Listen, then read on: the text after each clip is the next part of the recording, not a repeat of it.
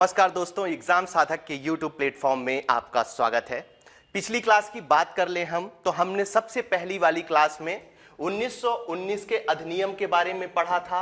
उसके साथ ही हमने 1935 के अधिनियम के बारे में पढ़ा था। साथ ही हमने आपको एक चीज बताई थी कि इन्हीं दो अधिनियमों के आधार पर हमारे संविधान का निर्माण किया गया। पूरी तरह से इनको आधार तो नहीं मान सकते हैं, लेकिन मैंने आपको बताया था कि विदेशी प्रेशर के कारण, हमारे क्रांतिकारी महापुरुषों के कारण और साथ ही हमारे यहाँ जो राष्ट्रीय आंदोलन चल रहा था उसके कारण बहुत सारी चीजें ऐसी हुई जिसके कारण हम संविधान बनाने तक कामयाब हुए। अब हमने दूसरी क्लास में क्या बात करी थी, तो हमने कल बात करी थी कैबिनेट मिशन के आधार पर हमारी संविधान सभा का निर्माण किया गया था। कल हमने आपसे बहुत सारी चर्चा किसके बारे में की थी? संविधान सभा के बारे में चर्चा की थी। ठीक है, और यहां पर एक चीज मैं आपको ये भी याद दिला दूं कि हम जो चीजें कर रहे हैं वो यूनिट 6 से कर रहे हैं, और यूनिट 6 में जो भी क्रम है, जो क्रम उसमें लिखा हुआ है, उसी क्रम के आधार में पूरा सिलेबस हम आपको पूरा कराने की कोशिश कर रहे हैं। तो इस चीज को आपको विशेष रूप से ध्यान रखना है। ठीक है, इस चीज को विशेष रूप से ध्यान रखना है कि हम आपका पूरा सिलेबस कवर अप कराने वाले हैं इस पूरी सीरीज में। ठीक है, चलिए बात करते हैं। सबसे पहले हम आज की क्लास में क्या पढ़ेंगे उसके बारे में चर्चा कर लेते हैं। तो संसद एवं राष्ट्रपति संघीय कार्यपालिका, जब आप एमपीपीएससी का सिलेबस देखेंगे तो वहां पर ये हेडिंग देखेंगे, संसद एवं राष्ट्रपति संघीय कार्यपालिका। आप क्लास 6 से पढ़ते हुए आ रहे होंगे कि संसद क्या होती है। तो आपको हम बता दें कि संसद आपने पढ़ा होगा कि राज्यसभा, ठीक है, राज्यसभा के बाद लोकसभा और लोकसभा के बाद राष्ट्रपति, तीनों को मिलाकर संसद बनती है। ठीक है, तो हमारे सिलेबस में इन्होंने संसद के साथ राष्ट्रपति भी लिखा है।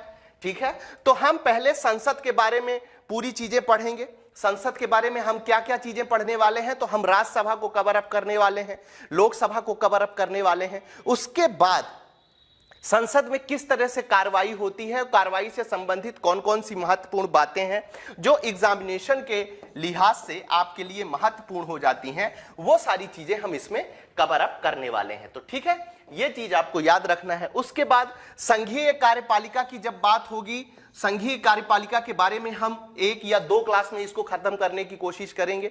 यहां पर मैं आपको बता दूं कि मेरा उद्देश्य कम समय में आपको मैक्सिमम आउटपुट देना है। इसी चीज को ध्यान में रखते हुए ये क्लास हम आज शुरू कर रहे हैं। ठीक है, तो आज हम किस पे पढ़ेंगे? आज हम संसद के बारे में पढ़ना शुरू करेंगे।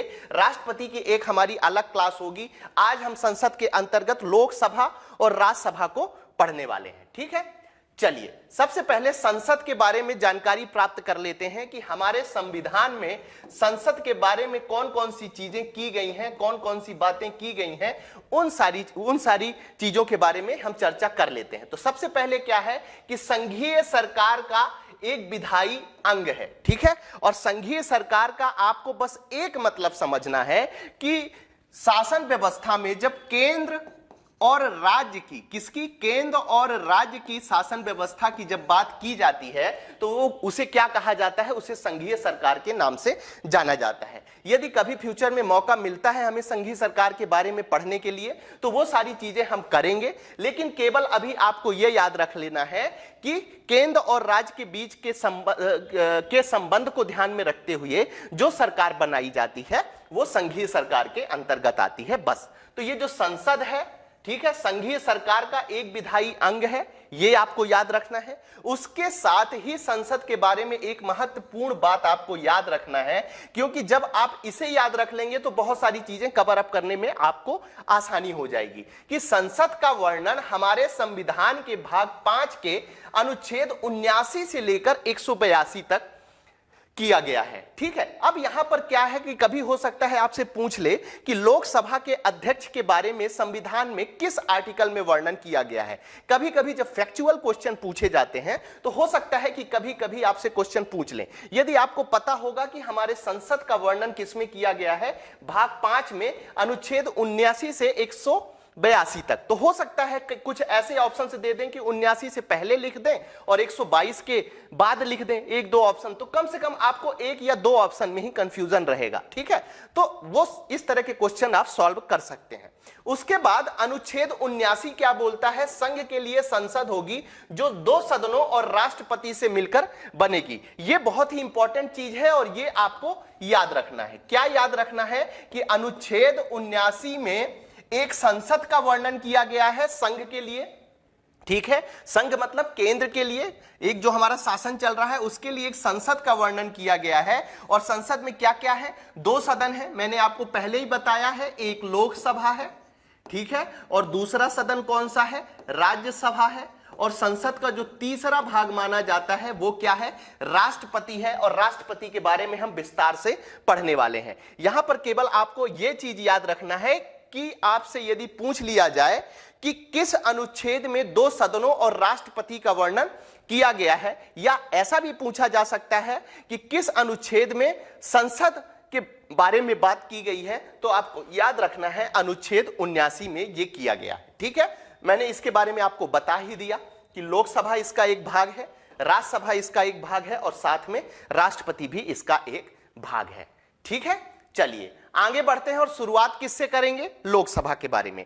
अच्छा, लोकसभा शुरू करने से पहले एक चीज मैं आपको बता दूं कि अभी आपको केवल लोकसभा पढ़ना है। ठीक है, इसमें हम आपको क्या चीजें बताएंगे कि लोकसभा का निर्माण कैसे होता है, लोकसभा में अध्यक्ष की भूमिका क्या होती है, लोकसभा में उपाध्यक्ष की भूमिका क्या होती है, लोकसभा का कार्यकाल क्या होता है, लोकसभा के चुनाव कैसे होते हैं, ये सारी चीजें हम इसके अंतर्गत कवर करने वाले हैं। ठीक है, दूसरी चीज, आप यदि इसकी कार्यप्रणाली, संसद की कार्यप्रणाली, इसके बाद का जो वीडियो है उसमें हम कवर अप करने वाले हैं। तो आज की क्लास में हम क्या करने वाले हैं? एक बिल्कुल नॉर्मल बेस पे हम लोकसभा के बारे में आपको सारी जानकारी देने वाले हैं। ठीक है, अब लोकसभा की चर्चा किसमें की गई है ये इंपॉर्टेंट है, 3 स्टार बनाइए और नोट डाउन करिए, अनुच्छेद 81 में। अब आप बोलेंगे कि हमें अनुच्छेद याद रखने के लिए क्यों बोल रहे हैं?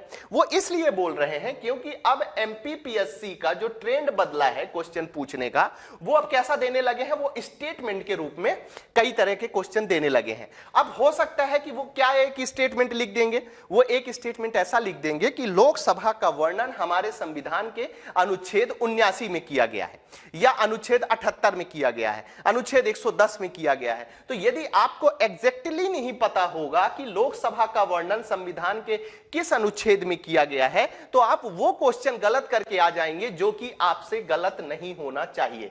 और मैं हर वीडियो में आपको एक बार याद दिलाता हूं कि सरल से सरल क्वेश्चन, खासकर जब राज्य व्यवस्था हो गई, ठीक है, आयोग हो गए, ऐसे यूनिट से किसी भी तरह का क्वेश्चन आपसे गलत नहीं होना चाहिए। यदि आपके क्वेश्चन इन यूनिट से गलत हो रहा है, इसका सीधा सा मतलब यह होता है कि आप आउट ऑफ कंपटीशन हो रहे हैं। ठीक है, इस चीज को याद रखना है। उसके बाद इसमें क्या बोला गया है? टोटल जो बताया गया है वो 552 सदस्यों के बारे में, कि सदस्य जो है लोकसभा के, संविधान में क्या बोला गया है? टोटल 552 सदस्य होंगे। लेकिन अभी प्रेजेंट टाइम में 550 सदस्य हैं। कितने सदस्य हैं? 550 सदस्य हैं, क्योंकि 25 जनवरी 2020 से 104वें संविधान संशोधन से, कौन से संविधान संशोधन इंपॉर्टेंट है, 3 स्टार बनाइए और नोट डाउन करिए। ठीक है, 25 जनवरी 2020 से 104वें संविधान संशोधन से आंग्ल भारतीय समुदाय के लिए जो व्यवस्था की गई थी, तभी 552 सदस्यों की बात हमारे लोकसभा में की गई थी। लेकिन 104वें संविधान संशोधन जो कि 25 जनवरी कब हुआ है? 2020 से कितने सदस्य हो गए हैं? अब 550 सदस्य। ये संख्या कौन सी है कि मतलब अधिकतम 550 सदस्य हो सकते हैं। ठीक है, अभी प्रेजेंट टाइम में कितने हैं? 545 हैं। ठीक है, उसके बारे में हम बाद में चर्चा करेंगे। ठीक है, राज्यों में कितने सदस्य हैं, सदस्य हो सकते हैं, मतलब राज्यों से कितने सदस्य चुने जा सकते हैं? तो 530 सदस्यों को चुना जा सकता है। और संघ राज्य क्षेत्रों से, मतलब केंद्र शासित जो प्रदेश हैं, उनसे 20 प्रतिनिधि चुने जा सकते हैं। और आंग्ल भाषा के बारे में तो मैंने आपको डिस्कस करके बता ही दिया कि 25 जनवरी 2020 में जो 104वां संविधान संशोधन हुआ, उनमें से इसे खत्म कर दिया गया, आंग्ल भाषा वाली जो व्यवस्था है उसे। ठीक है, अब सीट के आवंटन के बारे में थोड़ा सा समझ लेते हैं। कभी कभी एक दो क्वेश्चन इनसे पूछ लेते हैं, हालांकि इनसे ज्यादा क्वेश्चन नहीं पूछे जाते, फिर भी संभावना बनी रहती है। तो राज्यों की जनसंख्या के आधार पर सीटों का आवंटन किया जाता है, सबसे पहली बात। ठीक है, अब यहां पर आपसे कैसे स्टेटमेंट दे सकते हैं कि लोकसभा में, क्या पूछ सकते हैं आपसे, लोकसभा में सीटों के आवंटन का आधार क्या है। अब वो क्या करेंगे कि ये जो राज्यों की जनसंख्या है इसको यहां से हटा देंगे, क्या लिख देंगे कि राज्य के क्षेत्रफल के हिसाब से, किसके हिसाब से, राज्य के क्षेत्रफल के आधार पर सीटें आवंटित की जाती हैं। और जब आपको नहीं पता होगा कि लोकसभा की जो सीटें आवंटित होती हैं वो राज्यों की जनसंख्या के आधार पर आवंटित होती हैं, तो आप इसको सही मानोगे, ठीक है, और वहां पे सही टिक करके आ जाओगे और ये क्वेश्चन आपका गलत हो जाएगा। ये चीज आपको ध्यान रखनी है। ठीक है, तो ये विशेष चीज है, आपको इसको ध्यान रखनी है कि सीटों का आवंटन, लोकसभा की सीटों का आवंटन राज्यों की जनसंख्या के आधार पर किया जाता है। ठीक है, फिर राज्यवार सीटों का आवंटन जो है 1971 की जनसंख्या पर आधारित है, इस आधार पर किया जाता है। एक चीज मैं और बता दूं, ध्यान देने वाली बात है, यहां पर राज्यवार सीटों की आवंटन का बात कर रहा है और प्रादेशिक निर्वाचन क्षेत्र अलग होते हैं। ठीक है, तो जब राज्यवार सीटों का आवंटन किया जाता है तो 1971 की जनसंख्या के आधार पर किया जाता है, और जब प्रादेशिक निर्वाचन क्षेत्रों का विभाजन किया जाता है तो 2001 की जनगणना के आधार पर किया जाता है। 87वें संविधान संशोधन के द्वारा इसे जोड़ा गया था, और साथ में यह भी बोला गया है 84वें संविधान संशोधन के द्वारा कि ये जो सीटों का आवंटन है इसको 2001 से 2026 तक पुनः लागू कर दिया जाए। मतलब अब सीटों के आवंटन का जो क्रम बदला जाएगा कि कौन से राज्य में कितनी सीटें हैं, ठीक है, कौन से जिलों को मिला के जो सीटों का कम ज्यादा किया जाएगा वो कब तक नहीं किया जाएगा, 2026 तक नहीं किया जाएगा। ये चीज आपको याद रखनी है। ठीक है, चलिए आगे बढ़ते हैं और अब हम बात किसकी करेंगे, लोकसभा की अवधि के बारे में। किसके बारे में, समय के बारे में। किसके समय के बारे में, लोकसभा के समय के बारे में। एक बार फिर मैं आपको याद दिला दूं कि अभी घबराना नहीं है, क्योंकि अभी नॉर्मल मैं लोकसभा के बारे में आपसे चर्चा कर रहा हूं। लोकसभा की कार्यप्रणाली क्या है, राज्यसभा की कार्यप्रणाली क्या है, राज्यसभा कैसे काम करता है, संसद कैसे काम करता है, ये सब चीजें हम अगली क्लास में कवर अप करने वाले हैं। केवल अभी आपको पूरी तरह से पे अटेंशन होकर लोकसभा के बारे में ध्यान से सुनना है, क्योंकि इनसे बहुत छोटे क्वेश्चन पूछे जाते हैं और बिल्कुल भी ये क्वेश्चन आपसे गलत ना हो, इसी उम्मीद के साथ मैं ये क्लासें जो आपका प्रीलिम्स एग्जाम होने वाला है उसके पहले सारी चीजें कवर अप करने में लगा हुआ हूं। ठीक है, तो अनुच्छेद 83(2) में ये भी बहुत इंपॉर्टेंट है, ठीक है, कार्यकाल को लेकर, तो नियत तारीख से 5 वर्ष तक लोकसभा रहेगी। किसमें बोला गया है ये, अनुच्छेद 83(2) में। किसमें बोला गया है, अनुच्छेद 83(2) में। मैं बार बार अपने आप को रिपीट कर रहा हूं और ये चीज आपको याद रखनी है। उसके बाद राष्ट्रपति को 5 वर्ष, राष्ट्रपति 5 वर्ष पूर्व ही किसी लोकसभा को विघटित करने का अधिकार रखता है। ठीक है, यदि राष्ट्रपति चाहेगा। अब यहां पर पूछा जा सकता है आपसे, यहां पर राष्ट्रपति के जगह में संसद लिख के वो आपसे क्वेश्चन पूछ सकते हैं। अब यहां पर वो संसद लिख देंगे और कहेंगे कि संसद को 5 वर्ष पूर्व किसी भी लोकसभा को विघटित करने का अधिकार है या विघटित करने का वो राइट रखता है। ठीक है, तो वो क्वेश्चन गलत होगा, क्योंकि यहां पर राष्ट्रपति को यह अधिकार दिया गया है, आपको याद रखना है।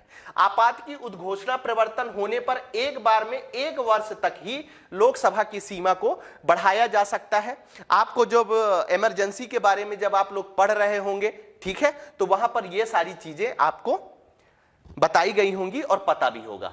चलिए, आपात की उद्घोषणा के प्रवर्तन ना रह जाने पर 6 माह से अधिक कालावधि नहीं बढ़ाई जा सकती है। किसकी, लोकसभा की। ये दोनों इंपॉर्टेंट स्टेटमेंट हैं और आपको दोनों इंपॉर्टेंट स्टेटमेंट्स को याद भी रखना है। ठीक है, फिर अनुच्छेद 85 में लोकसभा के एक सत्र की अंतिम बैठक और आगामी बैठक के बीच 3 महीने से अधिक का अंतर नहीं होना चाहिए। यह किस अनुच्छेद में बोला गया है, तो यह 85(1) में बोला गया है, आपको ये याद रखना है। क्या बोला गया है, अनुच्छेद 85(1) में क्या बोला गया है कि लोकसभा के एक सत्र की अंतिम बैठक और आगामी बैठक के बीच 6 महीने से अधिक का अंतर नहीं होना चाहिए। ये आपको याद रखना है। ठीक है, अभी हम किसकी बात कर रहे हैं? लोकसभा के। यदि आप अच्छे से सुन रहे हैं हमें, तो आप निश्चित रूप से सभी क्वेश्चन सही करके आएंगे, ये चीज याद रखिएगा। अब हम थोड़ी सी चर्चा किसके कर लेते हैं? लोकसभा की अध्यक्ष और लोकसभा के उपाध्यक्ष के बारे में मैं आपको उतनी ही इंफॉर्मेशन दूंगा जितने इंफॉर्मेशन की आपको जरूरत है। अभी हम लोकसभा की कार्यप्रणाली के बारे में बिल्कुल कि वो कैसे काम कर रहा है उस पर हम बिल्कुल चर्चा नहीं कर रहे हैं। अभी हम किस पे चर्चा कर रहे हैं कि लोकसभा कैसे बना है, लोकसभा में कौन कौन सदस्य हैं, लोकसभा में कौन काम करता है, लोकसभा के अध्यक्ष का कार्य क्या है, लोकसभा के उपाध्यक्ष का कार्य क्या है, ये सारी चीजें हम इसके अंतर्गत पढ़ रहे हैं। ठीक है, अब जब हम पढ़ते हैं लोकसभा के अध्यक्ष और उपाध्यक्ष के बारे में, तो अनुच्छेद 93, ठीक है, मैंने वही अनुच्छेद उठाए हैं जो आपको पता होना चाहिए। अनुच्छेद 93 में लोकसभा के सभी सदस्यों द्वारा अध्यक्ष और उपाध्यक्ष का चुनाव किया जाता है। अब यहां पर आपसे क्या क्वेश्चन पूछा जा सकता है? यहां पर आपसे क्वेश्चन पूछा जा सकता है कि संविधान के किस अनुच्छेद के अंतर्गत लोकसभा के सभी सदस्यों द्वारा अध्यक्ष एवं उपाध्यक्ष का चुनाव किया जाता है? तो आपको याद रखना है अनुच्छेद 93 के अनुसार। ठीक है, इसमें ज्यादा गहराई से याद रखने की जरूरत नहीं है, वैसे भी आप लोगों को सारी चीजें याद होंगी, लेकिन मैं एक रिवीजन के तौर पे ये चीजें बता रहा हूं। उसके बाद अनुच्छेद 94 खा क्यों महत्वपूर्ण है? क्योंकि लोकसभा का अध्यक्ष अपना त्यागपत्र उपाध्यक्ष को देता है और उपाध्यक्ष अपना त्यागपत्र किसे देता है? अध्यक्ष को देता है। तो ये स्टेटमेंट अपने आप में बहुत इंपॉर्टेंट है। ठीक है, एक तो पहली बात आपको क्या याद रखना है? अनुच्छेद याद रखना है इसका। किसमें ये बात आपने पढ़ा होगा, कई जगह पढ़ा होगा, मैं ये नहीं बोल रहा कि आपने नहीं पढ़ा होगा, लेकिन हो सकता है थोड़ा सा स्टेटमेंट वाले जब से क्वेश्चन आने लगे ना, इसीलिए मैं आपको बार बार याद दिलाता हूं कि वो अब स्टेटमेंट में एक थोड़ी सी गलती कर देंगे। यदि आपको एग्जैक्टली नहीं पता है तो आप वो क्वेश्चन गलत करके आओगे। अब हो सकता है वो यहां पर अनुच्छेद 94 खा की जगह में कितना लिख दे और अनुच्छेद 93 लिख दे, अनुच्छेद 92 लिख दें, अनुच्छेद 91 लिख दें, तो ऐसे क्वेश्चन बिल्कुल भी गलत नहीं होने चाहिए। तो लोकसभा का अध्यक्ष अपना त्यागपत्र किसे देता है? उपाध्यक्ष को देता है। उपाध्यक्ष अपना त्यागपत्र किसे देता है? अध्यक्ष को देता है। अब यहां पर क्या क्वेश्चन हो सकता है? यहां पर जो क्वेश्चन है वो ये, जो मतलब आपको यदि गलत स्टेटमेंट देगा तो कैसा स्टेटमेंट हो सकता है कि लोकसभा का अध्यक्ष अपना त्यागपत्र राष्ट्रपति को देता है। ठीक है, और यहां पर दूसरा स्टेटमेंट क्या हो सकता है? या तो लोकसभा का अध्यक्ष अपना त्यागपत्र प्रधानमंत्री को देता है। ठीक है ना, तो ये दोनों स्टेटमेंट गलत होंगे, क्योंकि लोकसभा का अध्यक्ष अपना त्यागपत्र उपाध्यक्ष को देता है और उपाध्यक्ष अपना त्यागपत्र किसको देता है? लोकसभा अध्यक्ष को देता है। ठीक है, उसके बाद अनुच्छेद 94 गा। ऐसा नहीं है कि मैंने सारे अनुच्छेद अपने इस स्लाइड में उतार दिए हैं। जो अनुच्छेद पूछे जा सकते हैं, क्योंकि अब गहराई से क्वेश्चन आना शुरू हो गए हैं, अब केवल ऊपर पढ़ के कि आपको केवल इतना पता है कि लोकसभा का अध्यक्ष उपाध्यक्ष को अपना त्यागपत्र देता है और उपाध्यक्ष किसको देता है? अध्यक्ष को त्यागपत्र देता है, इतने में से काम नहीं चलने वाला है। आपको क्या याद रखना है? आपको अनुच्छेद भी वो याद रखना पड़ेगा। उसके बाद अनुच्छेद 94 गा की बात करें तो लोकसभा के अध्यक्ष को लोकसभा के सभी सदस्यों के बहुमत से पारित संकल्प द्वारा हटाया जा सकता है। ठीक है, बहुमत से पारित संकल्प के द्वारा हटाया जा सकता है। अब यहां पर क्या लिख सकता है वो कि लोकसभा के अध्यक्ष को संसद के सभी सदस्यों द्वारा, क्या लिख सकता है? यहां पर मैं आपको पकड़ने की एक कला बता रहा हूं कि स्टेटमेंट वाले जो क्वेश्चन आ रहे हैं उनको आप कहां कहां पे किस तरीके से पकड़ के ठहराव रखते हुए किस तरीके से उसको सही कर सकते हैं। तो लोकसभा के अध्यक्ष को संसद के सभी सदस्यों के बहुमत पारित संकल्प द्वारा हटाया जाता है। और अभी संसद का मतलब मैंने आपको बताया है कि जहां पर संसद लिखा जाएगा वहां पर लोकसभा, राज्यसभा और राष्ट्रपति भी उसके अंतर्गत आएंगे। तो क्या ऐसा है? बिल्कुल ऐसा नहीं है। लोकसभा के अध्यक्ष को कैसे हटाया जाएगा? तो लोकसभा के सभी सदस्यों के द्वारा एक बहुमत पारित करके लोकसभा के सदस्य को हटाया जाएगा। ठीक है, यहां तक की उम्मीद करता हूं कि सारी चीजें आपकी क्लियर होंगी। अब हम बात करते हैं अनुच्छेद 96 की, 96 की। अध्यक्ष या उपाध्यक्ष के हटाने का संकल्प यदि विचाराधीन हो तब यह सदन में उपस्थित रहते हुए भी पीठासीन अधिकारी नहीं होंगे। पीठासीन मतलब अपने पद पर नहीं बैठेंगे यदि इनको अध्यक्ष या उपाध्यक्ष को हटाने का, यदि आपको अध्यक्ष या उपाध्यक्ष को हटाने का यदि संकल्प लोकसभा में पारित है, ठीक है, मतलब विचाराधीन है, तो ये जो है पीठासीन अधिकारी के रूप में नहीं रहेंगे, बल्कि किसके रूप में रहेंगे? एक सामान्य सदस्य के रूप में रहेंगे, एक सामान्य सदस्य के रूप में रहेंगे। ठीक है, यदि ये अध्यक्ष के रूप में, पीठासीन अधिकारी के रूप में रहेंगे तो कब वोट दे सकते हैं?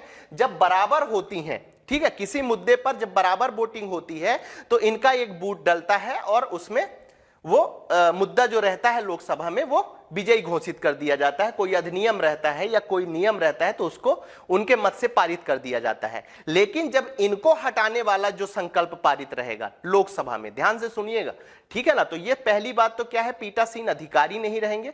दूसरी बात ये है कि एक सदस्य के रूप में ये वोट दे सकते हैं अपने पक्ष में। इस चीज को दिमाग में बिठा लीजिए, एक सदस्य के रूप में ये वोट दे सकते हैं। लेकिन लोकसभा अध्यक्ष जब पीठासीन होते हैं तो ये अपना वोट नहीं दे सकते हैं, केवल तभी वोट दे सकते हैं जब बराबर की स्थिति बनेगी। क्लियर है ये फंडा?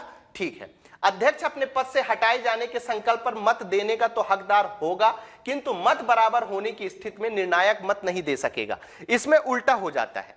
जब अध्यक्ष लोकसभा में पीठासीन अधिकारी रहेगा, मैं फिर से एक बार अपने आप को रिपीट कर रहा हूं, जब वो लोकसभा में पीठासीन अधिकारी रहेगा तो वो क्या करेगा? वो जब बराबर वोटिंग हो जाएगी तो वहां पर वो वोट दे सकता है। लेकिन जब उसको हटाने के लिए कोई संकल्प पारित है कहां पर? लोकसभा में, तो वो मत तो दे सकता है, लेकिन ऐसी स्थिति बन जाती है कि बराबर वाली स्थिति हो सकती है, तो उस स्थिति में वो वोट नहीं दे सकता है। ये चीज आपको याद रखनी है, गहराई वाली चीज है, थोड़ा सा याद रखेंगे, कंफ्यूजन मन में नहीं पालना है। ठीक है, अब अनुच्छेद 100 की बात कर लेंगे। 100 में क्या बोला गया है कि लोकसभा अध्यक्ष अन्य विषयों पर मत नहीं देते, अपने मन निर्णायक कास्टिंग वोट का प्रयोग ट्राई होने पर देते हैं। अब ये बहुत इंपॉर्टेंट है और 3 स्टार बना के आप नोट डाउन करिए। आपसे ये क्वेश्चन पूछा जा सकता है कि लोकसभा का अध्यक्ष कौन से अनुच्छेद के अंतर्गत मत ट्राई होने पर अपने मत का प्रयोग या अपने कास्टिंग वोट का प्रयोग करता है? तो आपको अनुच्छेद 100 याद रखना है और यह पता भी होना चाहिए यदि आप प्रशासनिक सेवा की तैयारी कर रहे हैं तो। प्रोटेम स्पीकर की यदि बात करें तो आम चुनाव के बाद नवनिर्वाचित लोकसभा सदस्यों को शपथ दिलाते हैं। आम चुनाव के बाद प्रोटेम स्पीकर कौन होता है? प्रोटेम स्पीकर ऐसा होता है कि अब जैसे 2024 में जब लोकसभा का चुनाव होगा, उसकी जो पहली बैठक होगी और आम चुनाव के बाद जो नवनिर्वाचित सदस्य होंगे, ठीक है ना, उनको ये शपथ दिलाने का काम करते हैं। और कोशिश ये की जाती है कि जो सदन का सबसे वरिष्ठ होता है, ठीक है ना, वरिष्ठ सदस्य होता है, वो प्रोटेम स्पीकर के रूप में चुन लिया जाता है और कहा जाता है कि आप जाके सारे लोगों को शपथ दिलवाइए। तो ठीक है, प्रोटेम स्पीकर के रूप में ये काम किया जाता है। उसके बाद जब हम आगे बढ़ते हैं तो लोकसभा का स्थगन अध्यक्ष करता है, जबकि सत्रावसान और विघटन, ठीक है, यूपीएससी में कई बार ये क्वेश्चन पूछा गया है। ठीक है, इसलिए बड़े ध्यान से रखना है, यहां पर जो शब्द इस्तेमाल किया जा रहा है उस शब्द को ध्यान में रखना है। क्या याद रखना है कि लोकसभा का स्थगन किसके द्वारा किया जाता है? स्थगन अध्यक्ष करता है, जबकि सत्रावसान और विघटन, यदि लोकसभा का सत्रावसान, जैसे मानसून सत्र चल रहा है, अब मानसून सत्र को खत्म करना है, शीत सत्र चल रहा है उसे खत्म करना है या सत्रावसान करना है, तो कौन करेगा? राष्ट्रपति करता है। राष्ट्रपति 2 चीजें करता है, सत्रावसान करता है और विघटन करता है, जबकि लोकसभा का जो अध्यक्ष होता है वो स्थगन करता है। अब यहां पर थोड़ा सा समझ लीजिए आप स्थगन का मतलब। स्थगन का मतलब यह है कि जैसे किसी मुद्दे के कारण लोकसभा का अध्यक्ष बोल देता है, जैसे मान लीजिए कि जब अपने लोकसभा में, जब अपने संसद में हमला हुआ था, ठीक है ना, अब संसद के कारण, हमले होने के कारण, भाई अब ऐसा है कि आज हमला हुआ है, कल से ही तो संसद में बैठक शुरू नहीं हो जाएगी, तो वहां पर क्या कर दिया गया था? लोकसभा अध्यक्ष के द्वारा बोला गया था कि 7 दिन के लिए, 5 दिन के लिए हम लोकसभा का स्थगन करते हैं।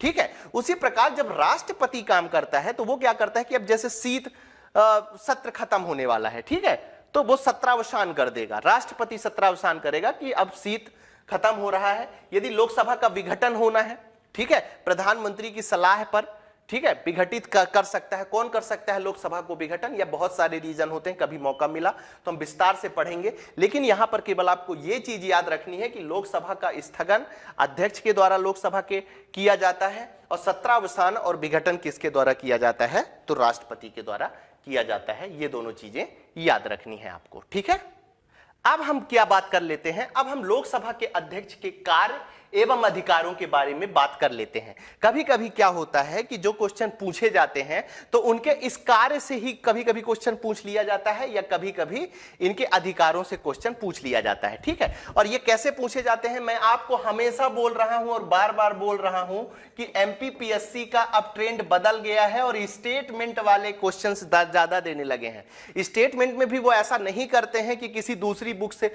जहां से आप पढ़ रहे हैं उस बुक को छोड़ के किसी ऐसी बुक से क्वेश्चन उठा के लाते हैं कि जो आप पढ़ते ही नहीं है कभी। ऐसा बिल्कुल नहीं होता है। वो जो आप पढ़ रहे हैं उन्हीं में से वो थोड़ी सी चीजें ऐसा घुमा के देते हैं जो आप पढ़ते समय ध्यान नहीं देते हैं। तो उन्हीं चीजों को मैं आपको याद रखने की जरूरत देता हूं। और स्टेटमेंट वाले में ये कार्य और अधिकार से, लोकसभा के कार्य और अधिकार से क्वेश्चन पूछे जा सकते हैं। ठीक है, अब क्या है, कार्य स्थगन प्रस्ताव अध्यक्ष की अनुमति से प्राप्त किया जाता है। अब यहां पर क्या लिख सकता है वो, यहां पर यह हो सकता है कि जब वो आपको स्टेटमेंट दें कि लोकसभा को विघटन प्रस्ताव अध्यक्ष की अनुमति से पेश किया जाता है, या कुछ इस टाइप का शब्द स्थगन की जगह में यूज कर लेंगे जो कि गलत होगा। ठीक है, तो एक कार्य क्या है लोकसभा के अध्यक्ष का, कार्य स्थगन प्रस्ताव अध्यक्ष की अनुमति से ही पेश किया जाता है। दूसरा क्या है, सदस्यों के भाषणों का समय और क्रम निर्धारित करना। अब यहां पर क्या दे सकते हैं कि सदस्यों के भाषणों का समय और क्रम सचिव के, लोकसभा सचिव के द्वारा निर्धारित किया जाता है, ऐसा दिया जाता। हालांकि भूमिका सचिव की बहुत ज्यादा रहती है, लेकिन अध्यक्ष के कार्यों के अंतर्गत ही इसको शामिल किया जाएगा। यह चीज आपको याद रखनी है। दूसरी चीज क्या है, विभिन्न प्रस्तावों पर मतदान करना, परिणाम घोषित करना, समानता की स्थिति में निर्णायक मत देना, ये किसका काम है, तो ये लोकसभा के अध्यक्ष का काम है। क्या है लोकसभा के अध्यक्ष कि विभिन्न प्रस्तावों पर मतदान करना, परिणाम घोषित करना, समानता की स्थिति में निर्णायक मत देना। कोई भी विधेयक धन विधेयक है या नहीं, इसका निर्णय करना। मैंने कई बार बताया है और आज भी आपको बता रहा हूं कि कोई भी विधेयक, और अभी जब धन विधेयक के बारे में हम चर्चा करेंगे तो सारी चीजें मैं आपके बारे में बहुत विस्तृत तरीके से बताऊंगा, लेकिन आपको पता भी होगा और नहीं पता तो ये चीज दिमाग में बिठा लीजिए कि जब विधेयक को, ये जैसे 4 तरह की 4 श्रेणियों में विधेयक प्रस्तुत किए जाते हैं, उन 4 श्रेणियों में से एक श्रेणी किसकी होती है, धन विधेयक की होती है। और यह बताने का अधिकार किसको है कि उन 4 श्रेणियों में से कौन सा विधेयक धन विधेयक है, तो यह अधिकार किसको दिया गया है, तो लोकसभा अध्यक्ष को दिया गया है। ठीक है, अब बात कर लेते हैं कोरम की। किसकी बात कर लेते हैं, कोरम की। कोरम का क्या मतलब होता है, कोरम का सीधा सा मतलब यह होता है कि लोकसभा शुरू करने के लिए एक निश्चित, ठीक है, लोकसभा शुरू करने के लिए एक निश्चित संख्या की आवश्यकता होती है। किसकी आवश्यकता होती है, एक निश्चित संख्या की आवश्यकता होती है। ठीक है, यही कहलाता है कोरम। अब इसके कोरम को याद रखिए और 3 स्टार बनाइए। अनुच्छेद 103 में बताया गया है, कोरम को बताया गया है, लोकसभा या राज्यसभा में कुल सदस्य संख्या जब 1/10 होगी। कितनी होगी, कुल सदस्य संख्या 1/10 होगी। 1/10 का मतलब क्या हो गया, 1/10 का मतलब हो गया सीधा सा, यदि 500 सदस्य हैं तो जब 50 सदस्य होंगे तभी लोकसभा शुरू की जाएगी। बस इतना याद रखना है। और ये कोरम जो सिस्टम बताया गया है, ये लोकसभा और राज्यसभा दोनों के लिए बताया गया है। ये चीज आपको याद रखना है। अब आरक्षित सीटों में से कभी कभी क्वेश्चन दिया जा सकता है। कैसे कि लोकसभा में अनुसूचित जातियों के लिए कितनी सीटें आरक्षित की गई हैं, तो आपको याद रखना है 84 सीटें आरक्षित की गई हैं। कितनी सीटें आरक्षित की गई हैं अनुसूचित जातियों के लिए, तो 84 सीटें अनुसूचित जातियों के लिए। अनुसूचित जनजातियों के लिए 47 सीटें आरक्षित की गई हैं। अच्छा, अब यहां पर यदि आरक्षित सीटों से कोई स्टेटमेंट वाला क्वेश्चन आपसे पूछा जाएगा तो कैसा पूछ सकते हैं, वो ऐसा लिख सकते हैं कि लोकसभा में आरक्षित सीटें अनुसूचित जातियों, अनुसूचित जनजातियों एवं पिछड़ा वर्ग के लोगों के लिए आरक्षित की गई हैं। जबकि ऐसा नहीं है, पिछड़े वर्ग के लोगों के लिए आरक्षित सीटें लोकसभा में नहीं की गई हैं, केवल 2 वर्ग के लिए की गई हैं। वो आप दिमाग में बिठा लीजिए। अनुसूचित जातियों के लिए की गई हैं तो उनकी संख्या कितनी है, 84 है, और अनुसूचित जनजातियों के लिए की गई है तो उनकी संख्या कितनी है, तो 47 है। ये दोनों चीजें आपको याद रखना है। अब लोकसभा से संबंधित कुछ महत्वपूर्ण तथ्य हैं, कुछ महत्वपूर्ण बातें हैं जिन्हें आप याद रखिए। कभी कभी क्या होता है कि ये छोटी छोटी चीजें पूछ ली जाती हैं जो आपसे गलत ना हो। यदि आपसे पूछा जाए कि लोकसभा में ऐसा कौन सा राज्य है जो सबसे अधिक प्रतिनिधि देता है, तो उत्तर प्रदेश जो है सर्वाधिक प्रतिनिधि देने वाला राज्य है। और जब सर्वाधिक लोकसभा प्रतिनिधि उत्तर प्रदेश के द्वारा दिया जाता है तो उनकी संख्या भी आपको पता होना चाहिए।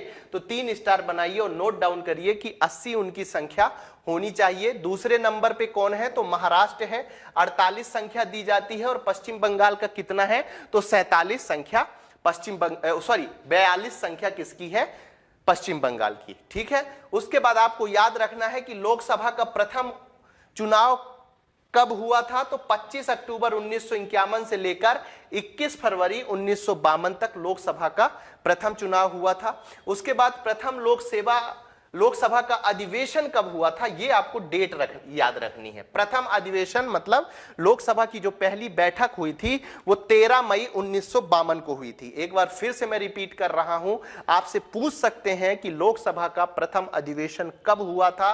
और इस तरह के क्वेश्चन एमपीपीएससी के फेवरेट क्वेश्चन है। क्या है, एमपीपीएससी के फेवरेट क्वेश्चन है, इसलिए आपको याद रखना है यहां पर कि प्रथम लोकसभा अधिवेशन कब हुआ था, तो 31 मई 1952 में प्रथम लोकसभा अधिवेशन हुआ था। ठीक है, उसके बाद 15 मई 1952 को गणेश वासुदेव मावलंकर, आप सभी लोगों को पता होगा ये लोकसभा के प्रथम अध्यक्ष हैं।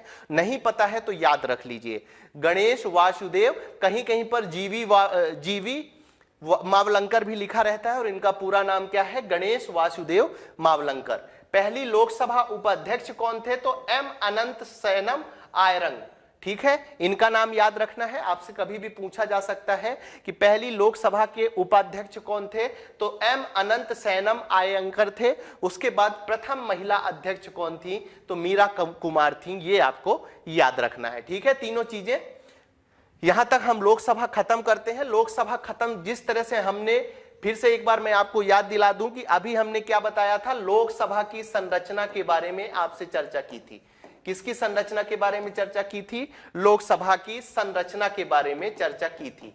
अब हम इसी तरह से किसकी संरचना के बारे में चर्चा करने जा रहे हैं, तो राज्यसभा की संरचना के बारे में हम चर्चा करने जा रहे हैं। एक बार फिर मैं आपको याद दिला दूं कि हम यूनिट 6 पढ़ रहे हैं और यूनिट 6 को हमने उसी आधार में पढ़ना शुरू किया है जिस आधार में एमपीपीएससी ने सिलेबस दे रखा है। ठीक है, अब इसमें अधिकतम संख्या कितनी है, 252 है। 238 किसकी है, तो राज्य और संघ राज्य क्षेत्रों से अप्रत्यक्ष रूप से 12 मनोनीत सदस्य इसमें सम्मिलित किए गए हैं। वर्तमान में कितने सदस्य हैं, ये अधिकतम संख्या है 250, आपको याद रखना है। ठीक है, तो राज्यों से कितने 238 चुने जाएंगे और 12 किससे चुने जाएंगे, 12 जो है मनोनीत रूप से चुने जाएंगे।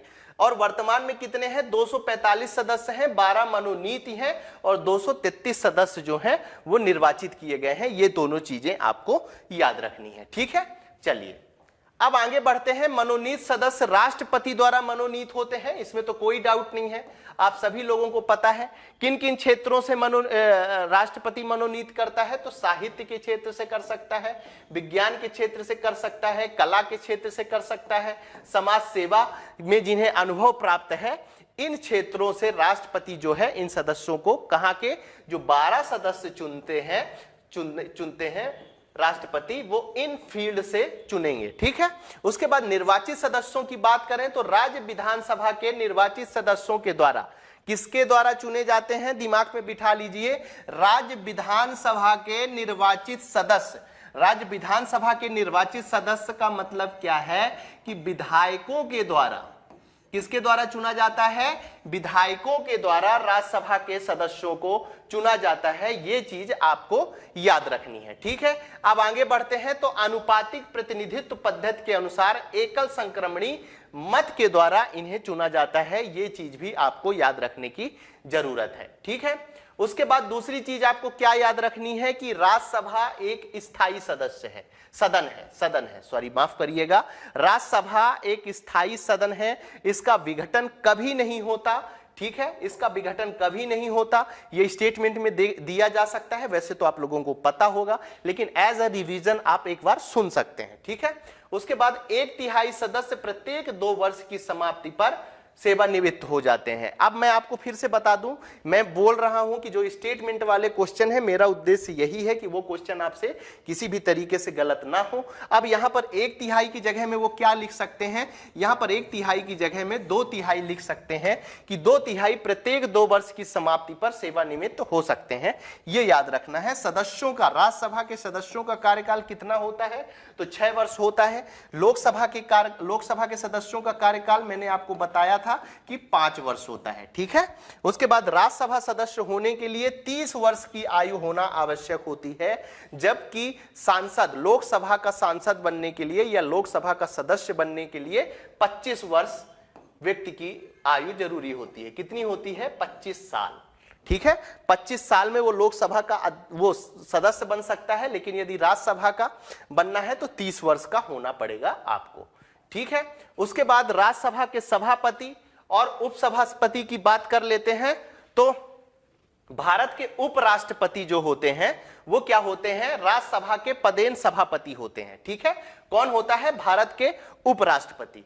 जब उपराष्ट्रपति राष्ट्रपति के रूप में, अच्छा यहां पर एक चीज आपको याद रखनी है कि जब उपराष्ट्रपति राष्ट्रपति के रूप में काम करते हैं तो इनको, सभापति को जो वेतन भत्ते दिए जाते हैं वो फिर वेतन भत्ते राष्ट्रपति के दिए जाते हैं। जो जितने टाइम पीरियड तक उपराष्ट्रपति राष्ट्रपति के रूप में रहेंगे तब तक के लिए जितने भी वेतन भत्ते सुविधाएं दी जाएंगी वो राष्ट्रपति के रूप में किया जाएगा। और जब वो राज्यसभा के सभापति के रूप में काम करते हैं तो वेतन भत्ते नहीं मिलता है ना, राष्ट्रपति के मिलने वाले वेतन भत्ते का लाभ उठाते हैं। और वो जब राज्यसभा के सभापति का काम करते हैं तो उस हिसाब से वेतन भत्ते उनको मिलते हैं उपराष्ट्रपति का। ठीक है, चलिए अब बात कर लेते हैं, राज्यसभा के सदस्य एक उपसभापति का चुनाव करते हैं। उपसभापति अपना त्यागपत्र किसको दे सकता है, तो सभापति को दे सकता है। और यहां पर सभापति का मतलब क्या है राज्यसभा के, तो उपराष्ट्रपति है। ठीक है, ये चीज आपको याद रखना है। फिर उपसभापति को राज्यसभा में बहुमत पद से हटाया जा सकता है। किसको, उपसभापति को। हमने अभी सभापति की बात नहीं करी है। जबकि सभापति का पद रिक्त हो तो उपसभापति उस पद के कर्तव्य का पालन करेगा। ठीक है, जैसे मान लीजिए कि अब उपराष्ट्रपति को राष्ट्रपति बना दिया जाता है तो यहां पर सभापति का पद जो है खाली हो जाएगा, तो इस सभापति के पद पर कौन काम करेगा, तो उपसभापति काम करेगा। जब उपराष्ट्रपति को उसके पद से हटाने का कोई संकल्प विचाराधीन हो तब वह सभापति के रूप में पीठासीन अधिकारी नहीं होगा। यह भी आपको याद रखना है। ठीक है, अब हम राज्यसभा में प्रतिनिधित्व के बारे में बात कर लेते हैं। किसकी बात कर लेते हैं, राज्यसभा में प्रतिनिधित्व के बारे में। तो राज्यों को उनकी जनसंख्या के अनुपात में प्रतिनिधित्व दिया जाता है। कैसे दिया जाता है, जनसंख्या के हिसाब से, मतलब जितने अब विधानसभा सीटें भी जनसंख्या के हिसाब से डिवाइड होंगी। ठीक है, तो उसके हिसाब से फिर वर्ष 2003 में लोक प्रतिनिधित्व अधिनियम 1951 में एक संशोधन किया गया था के माध्यम से कोई भी व्यक्ति राज्यसभा के लिए कहीं से भी चुनाव लड़ सकता है, चाहे वो किसी भी राज्य के संसदीय क्षेत्र पर पंजीकृत हो। ये बात कब जोड़ी गई है, तो वर्ष 2003 में। आपको याद रखना है, भारतीय संविधान की 4वीं अनुसूची में राज्यसभा के लिए राज्यों का संघ राज्य क्षेत्रों के सीटों का आवंटन किया गया है। बहुत ही इंपॉर्टेंट है, ये आपको याद रखना है। शेड्यूल्ड से अनुसूचियों से क्वेश्चन पूछा जाता है। तो 4वीं अनुसूची में क्या वर्णित किया गया है, 4वीं अनुसूची में बताया गया है कि राज्यसभा के लिए राज्यों का संघ राज्य क्षेत्रों के सीटों के आवंटन का प्रावधान किया गया है। यह चीज आपको याद रखनी है। ठीक है, चलिए आगे बढ़ते हैं। राज्यसभा की भूमिका के बारे में बात कर लेते हैं कि राज्यसभा कौन कौन सी भूमिका में काम करता है। तो अनुच्छेद 312 में जल्दी से दिमाग पे जोर डालिए और याद करिए कि 312 में क्या बोला गया है। 312 में बोला गया है कि राज्यसभा में उपस्थित तथा मतदान देने वाले सदस्यों के कम से कम 2/3 सदस्यों के बहुमत से अखिल भारतीय सेवाओं का सृजन किया जा सकता है। किसका? अखिल भारतीय सेवाओं को सृजन करने का अधिकार किसको दिया गया है, यह क्वेश्चन पूछा जा सकता है। तो राज्यसभा को दिया गया है। पहला क्वेश्चन तो यह पूछा जा सकता है। और दूसरा क्वेश्चन यह पूछा जा सकता है कि किस अनुच्छेद के अंतर्गत अखिल भारतीय सेवाओं का सृजन किया जा सकता है। तो अनुच्छेद 312 के अंतर्गत अखिल भारतीय सेवाओं का सृजन किया जा सकता है। यह चीज आपको याद रखनी है। उसके बाद अनुच्छेद 249 में बताया गया है कि यदि कोई, ठीक है ना, कोई राज्य सूची का विषय है और राष्ट्रीय महत्व का है तो उसे, अब देखिए इसको पढ़ लेते हैं एक बार, ज्यादा समझ में आएगा कि राज्यसभा में उपस्थित और मत देने वाले सदस्यों के 2/3 बहुमत के प्रस्ताव से यह घोषित करता है कि राज्य सूची में कोई उल्लेखित कोई विषय यदि राष्ट्रीय महत्व का है, जो मैं बोल रहा हूं आपको, 2/3 बहुमत से राज्यसभा का यदि कोई विषय, ठीक है ना, जैसे 3 सूचियां होती हैं, केंद्र सूची, राज्य सूची और संवर्ती सूची। तो यदि, क्योंकि राज्य सूची पर कानून बनाने का अधिकार किसको होता है? राज्य को होता है। केंद्र में केंद्र को होता है। संवर्ती सूची में दोनों कानून बना सकते हैं। लेकिन यदि राज्य सूची में कोई राष्ट्रीय महत्व का विषय वाली बात आती है तो वहां पर 2/3 बहुमत से कानून कौन बना सकता है? तो राज्यसभा कानून, नियम, अधिनियम बना सकता है। ठीक है, कौन से अनुच्छेद के अंतर्गत बना सकता है? तो अनुच्छेद 249 के अंतर्गत बना सकता है। यह चीज आपको याद रखनी है। उसके बाद धन विधेयक की बात कर लेंगे तो राज्यसभा को केवल धन विधेयक ने सिफारिश करने का अधिकार दिया है। मतलब धन विधेयक में जो अधिकतम अधिकार दिए गए हैं, अभी हम डिस्कस करेंगे, वो किसको दिए गए हैं? अधिकतम अधिकार जो दिए गए हैं वो लोकसभा को दिए गए हैं, जिसे मनाने के लिए लोकसभा बाध्य नहीं है। जिसे मानने के लिए, मतलब जो सजेशन देगा, ये सिफारिश करेगा धन विधेयक में कोई भी सुधार करने के लिए, तो उस सिफारिश को मानने के लिए राज्यसभा जो है किसी भी तरह से बाध्य नहीं है। वो कह सकता है कि भैया हम आपके जो आप सिफारिश दे रहे हैं उसको हम नहीं मानेंगे। राज्यसभा धन विधेयक ना स्वीकार कर सकती है, ना उसमें कोई संशोधन कर सकती है। ठीक है, ऐसा समझ लीजिए कि धन विधेयक को लेकर राज्यसभा की शक्तियां बिल्कुल छीन है, पूरी तरह से उसकी शक्तियों को छीन लिया गया है, ऐसा आप समझ सकते हैं। ठीक है, अब बात करते हैं राज्यसभा के अधिवेशन की कि कब कब होता है। तो वर्ष में कम से कम 2 बार राज्यसभा का अधिवेशन आहूत होना चाहिए। राज्यसभा की अंतिम बैठक प्रथम बैठक के लिए नियत तिथि के बीच 6 माह से अधिक का अंतर नहीं होना चाहिए, यह भी आपको याद रखना है। अब राज्यसभा से संबंधित कुछ महत्वपूर्ण बातें हैं, जैसे लोकसभा से संबंधित कुछ महत्वपूर्ण बातों के बारे में मैंने आपसे चर्चा की थी, आपको ढेर सारी जानकारी दी थी। उसी तरह राज्यसभा से संबंधित कुछ महत्वपूर्ण बातें हम आपको बताते हैं कि राज्यसभा का पहली बार जो गठन हुआ था, आपको पूरी डेट याद रखनी है, 3 अप्रैल 1952 में इसका गठन किया गया था। इसकी डेट आपको याद रखनी है कि राज्यसभा को पहली बार कब गठित किया गया था, तो 3 अप्रैल 1952 को। उसके बाद इसकी बैठक कब हुई थी, तो 13 मई 1952। दोनों इंपॉर्टेंट डेट हैं और दोनों आपको याद रखना है। राज्यसभा सदस्य तो जो प्रधानमंत्री बने, इंदिरा, कौन कौन से ऐसे राज्यसभा सदस्य हैं जो प्रधानमंत्री बने हैं? कभी आपको एक ऑप्शन देकर आपसे यह पूछा जा सकता है कि ऐसे कौन से प्रधानमंत्री रहे हैं जो राज्यसभा के सदस्य रहते हुए प्रधानमंत्री रहे हैं, तो उनके नाम कौन कौन से हैं? इंदिरा गांधी जी राज्यसभा के सदस्य रहते हुए प्रधानमंत्री बनी है। HD देवगौड़ा जी राज्यसभा के सदस्य रहते हुए प्रधानमंत्री बने हैं। I.K. गुजराल साहब राज्यसभा के सदस्य रहते हुए प्रधानमंत्री बने हैं। और अंतिम कौन से हैं? चौथे नंबर के तो मनमोहन सिंह जी रहे हैं। अब आपसे यहां पर क्वेश्चन कैसे पूछा जा सकता है कि राज्यसभा, इनमें से कौन राज्यसभा का सदस्य रहते हुए प्रधानमंत्री नहीं बना? वो 3 नाम दे देगा और एक अन्य नाम दे देगा। नरेंद्र मोदी जी दे देगा, ठीक है, अटल बिहारी वाजपेयी जी दे देंगे, ठीक है, कोई भी नाम दे सकता है। तो वहां पर आपको जब ये चारों नाम पता होंगे तो आप क्वेश्चन सही कर पाएंगे। अब हम बात कर लेते हैं अगली क्लास में, ये संसद का एक पार्ट तो हमने आपको बता दिया। राष्ट्रपति के बारे में हम आपसे विस्तार से चर्चा करने वाले हैं। संसद के कार्य संचालन एवं विधायी प्रक्रिया, संसद किस तरीके से कार्य करती है, वो सारी चीजें हम अगली क्लास में आपको बताने वाले हैं कि संसद के कार्य संचालन एवं विधायी प्रक्रिया कौन कौन सी हैं उसके बारे में हम विस्तार से चर्चा करने वाले हैं। अभी संसद में लोकसभा और राज्यसभा के बारे में हमने आपको जानकारी दे दी है। इसके बाद हम राष्ट्रपति शुरू करेंगे और राष्ट्रपति से जो जो क्वेश्चन पूछे जा सकते हैं, जो जो क्वेश्चन बनने की संभावना है, वो सारी चीजें हम कवर अप करने वाले हैं। ठीक है, यदि हमारी चीजें आपको पसंद आ रही हैं तो आप इस वीडियो को लाइक कर सकते हैं। साथ ही जिन्होंने हमारे चैनल को सब्सक्राइब नहीं किया वो सब्सक्राइब कर सकते हैं। इसकी पीडीएफ हमारे टेलीग्राम चैनल एग्जाम साधक में जाकर आप डाउनलोड करके आराम से पढ़ सकते हैं। इसी तरह की बहुत सारी चीजें आपको हमारे टेलीग्राम में उपलब्ध मिलेंगी। आप सभी के उज्जवल भविष्य की शुभकामनाओं के साथ आज की क्लास हम यहीं समाप्त करते हैं। धन्यवाद।